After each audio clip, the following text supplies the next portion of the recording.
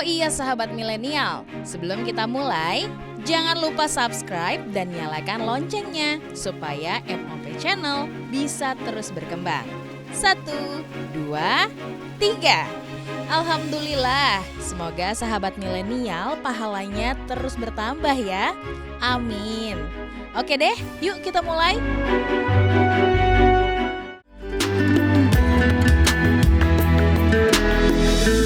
Dua 25 nabi dalam agama Islam masing-masing memiliki kelebihan atau mukjizat yang berbeda-beda. Kali ini, sebuah kisah dari Nabi Musa alaihi salam, mukjizat yang diturunkan oleh Allah Subhanahu wa taala dengan tongkatnya Nabi Musa mampu membelah lautan. Bagaimanakah kisah mukjizat Nabi Musa alaihi salam dengan tongkatnya yang mampu membelah lautan? Berikut Muslim Milenial telah merangkum kisah Nabi Musa alaihi salam, manusia pilihan dengan mukjizat membelah lautan.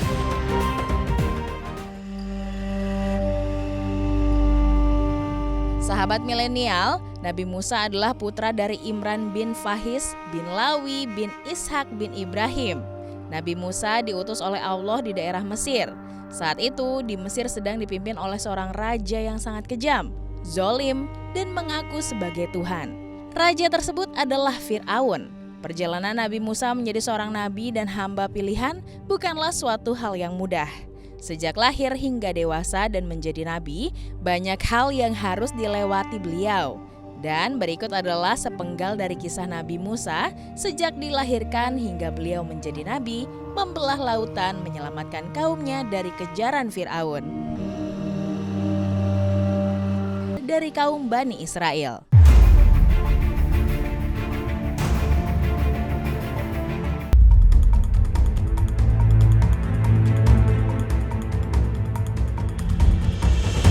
Saat dihanyutkan sahabat milenial, percaya nggak kalau bayi Musa tidak meninggal, melainkan melihat sang istri mengiba dengan penuh ketulusan padanya, Fir'aun mengizinkan Asiyah merawat dan menjaga Musa.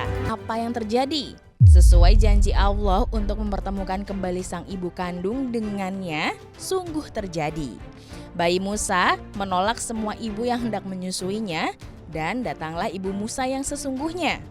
Musa hanya suatu hari, ia melihat seorang asli Mesir sedang menindas kaum Bani Israel. Musa pun membela seorang Bani Israel dengan tujuan kebaikan. Tapi, orang Mesir yang menindas orang Bani Israel meninggal dunia di tangannya. Meski sebenarnya Musa tak pernah berniat membunuh orang Mesir tersebut. Melihat orang Mesir meninggal dunia, Musa pun ketakutan dan ia memilih untuk meninggalkan Mesir. Kemudian Nabi Musa pun pergi, meninggalkan Mesir dalam keadaan takut kalau ada yang menangkapnya, sambil berdoa kepada Allah agar diselamatkan dari orang-orang yang zolim. Quran Surat Al-Qasas ayat 17-21.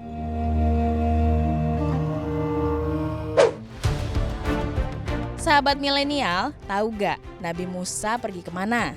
Nabi Musa ternyata pergi ke suatu tempat yang disebut sebagai Madian. Di Madian, Nabi Musa bekerja dan menikah dengan seorang wanita yang tak lain adalah anak dari majikannya. Setelah menikah, Nabi Musa kembali ke Mesir. Di Mesir, Nabi Musa diangkat menjadi nabi dan beliau menyelamatkan kaumnya dari kezoliman Fir'aun.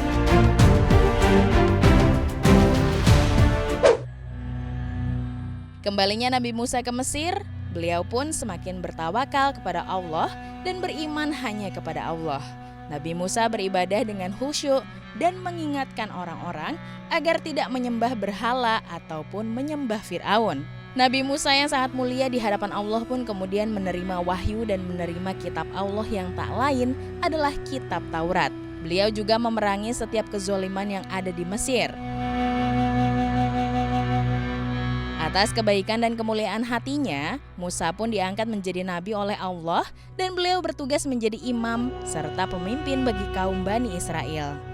Melihat Nabi Musa yang hebat dan mulia, Fir'aun pun semakin murka. Fir'aun menugaskan bala tentaranya untuk membunuh Nabi Musa. Namun, meski berbagai cara telah dilakukan untuk membunuh Nabi Musa, usaha Fir'aun tak membuahkan hasil untuk menangkapnya dan Fir'aun akan membunuhnya dengan tangannya sendiri. Kira-kira Nabi Musa dan kaumnya akan ketangkep atau enggak ya sahabat milenial oleh pasukan Fir'aun? Ternyata Nabi Musa dan kaumnya melarikan diri hingga dekat Pantai Merah, sahabat milenial. Pelarian ini pun dilakukan tentu bukan tanpa alasan. Allah telah memerintahkan Nabi Musa untuk membawa kaumnya ke tepi pantai Laut Merah, dan disinilah mereka semua bisa selamat. Dengan izin Allah dan kebesaran Allah, Laut Merah pun terbelah dan Nabi Musa beserta kaumnya bisa menyeberang lautan yang terbelah dan selamat. Dalam surat Thaha diceritakan, dan sesungguhnya kamu wahyukan kepada Musa, pergilah kamu dengan hamba-hambaku, Bani Israel, di malam hari, maka buatlah untuk mereka jalan yang kering di laut itu.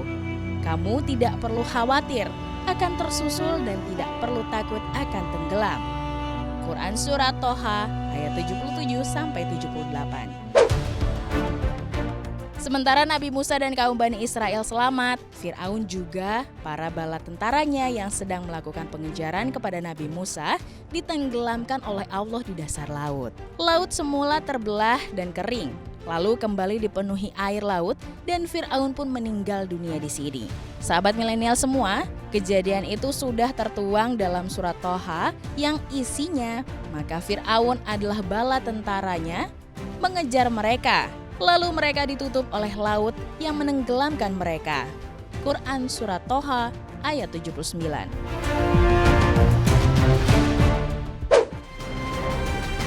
Sahabat milenial mau tahu nggak gimana caranya Nabi Musa bisa membelah lautan?